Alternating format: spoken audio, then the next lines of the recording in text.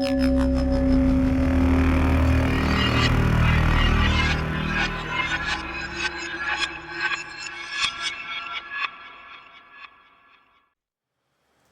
wind howled down Green Street, rattling the shutters of the modest timber-framed cottages.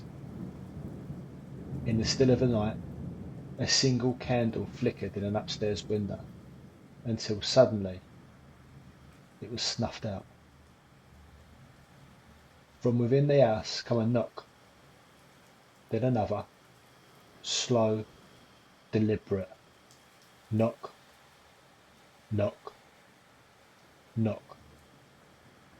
A girl's scream pierced the silence, bedding torn from the bed, a stone hurled through the window. No one outside, just the fog, curling like smoke in the moonlight. Whatever it was, it had returned. Welcome to London's Dark Archives, where we uncover the strange, the sinister, and the forgotten stories buried beneath the city's surface. This tale takes us just a stone's throw from where I grew up. In fact, it's right on my old doorstep. Long before Plaistow became part of East London, this was Essex. Small villages swallowed up as the city spread eastward. Today, Green Street is part of Newham. It runs between the northern end of Plaistow and up to Forest Gate. When I lived there in the 80s and early 90s, it was a bustling place, lined with shops, cafes, and of course football fans heading to West Ham. Before that, it was full of dockers and their families. But back in the 1700s, it was a different world entirely. Rural, quiet, and in this case, haunted. This is the story of the Plaistow Ghost. A tale of knocks in the night, poltergeist activity, and a young girl at the centre of it all. A story that drew crowds, sparked outrage, and blurred the line between trickery and terror.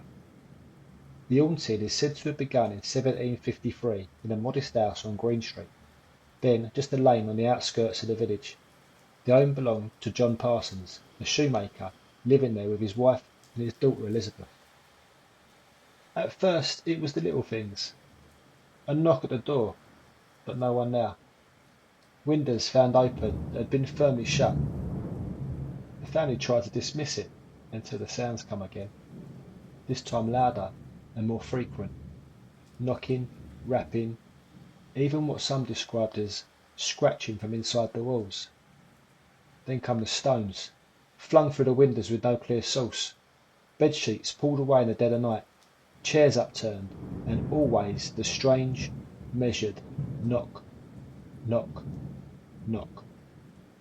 Word spread fast, as it always does in close-knit communities.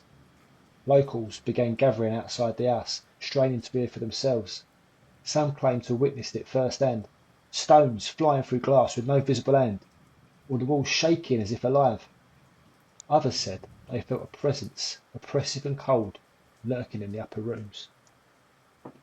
By early 1754, the disturbances were no longer confined to the parson's home. Neighbours swore blind they heard it too, the same knocking, echoing from the house when no one was inside. A maid claimed she saw objects fly across the room of their own accord. Furniture was found moved, doors slammed shut with no breeze. The local minister tried to bless the house, but the next morning stones had been hurled through the parlour window again. What started as whispers in Plaistow turned into a wave of fascination across London. In an era when beliefs in ghosts and spirits were sat awkwardly beside the rise of rationalism and science, the Plaistow ghost landed right in the middle, too odd to ignore, too dramatic to dismiss. Soon, the house on Green Street was under siege, not by spirits but by curious Londoners, clergymen, pamphleters, and self-proclaimed ghost hunters. Crowds gathered daily, some hoping for proof of the supernatural, others simply looking for spectacle. Local constables had to keep order, businesses nearby capitalised, selling food and drink to onlookers. It was for a brief period a full-blown tourist attraction. Newspapers and broadsheets ran conflicting reports. One article swore the ghost was real, another called it elaborate fraud. Some called for exorcisms, others urged silence to take a firm stand. The debate raged. Was this the work of a troubled mind, a mischievous child, or something far more unearthly? At the heart of it all was Elizabeth Parsons. a 12-year-old girl caught between hysteria and scrutiny.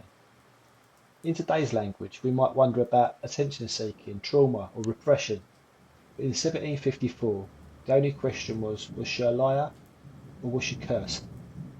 She was interrogated by her family, by churchmen, even by skeptics who claimed to catch her cheating with her foot. Under pressure, she eventually confessed. Tearfully, perhaps guiltily, she admitted to making the noises. But the confession only deepened the mystery. Could a young girl truly have fooled so many people for so long with such terrifying effect? Her father, John Parsons, was a simple shoemaker by trade. He was accused of encouraging the ruse for attention or financial gain. He denied it, but the tide had turned. The papers that once breathlessly documented the ghost now condemned the family for wasting public time and stoking fear. The haunting was ruled a hoax, but the story didn't die. For all the official declarations, the tale of the Plaistow Ghost lingered.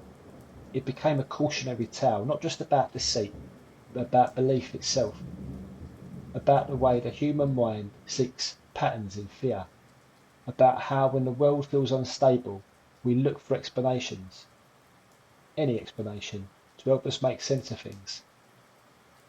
Some historians argue the case reflects the tension of the age, enlightenment, rationalism, clashing with deep-rooted folklore and religious dread. Others suggest young Elizabeth was the product of her environment, acting out in a time and place that offered no understanding of childhood mental health. And yet, even after her confession, there were still sightings, still knocks in the night, still visitors who swore something unnatural lingered in the house. Was it a clever child with quick feet, a community gripped by mass suggestion, or something far older and darker that slipped briefly through the veil? Whatever the truth, the Plaistow Ghost reminds us that London shadows hold more than just crime stories. They echo with belief, fear, and a desperate need to find meaning in the unknown. And sometimes the ghost story lives on, even after the ghost has gone.